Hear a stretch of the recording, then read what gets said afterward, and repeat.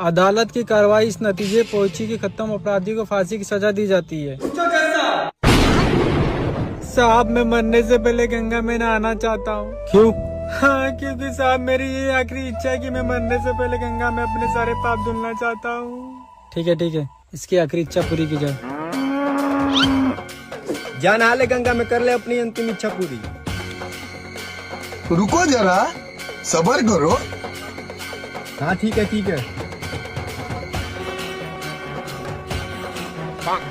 साला 5 मिनट से ज्यादा हो गया, अभी तक निकला नहीं।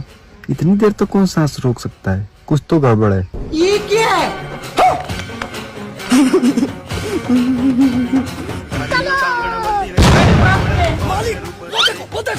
बल्लू तुम्हारी जेल से फरार। तेरा क्या होगा कालिया?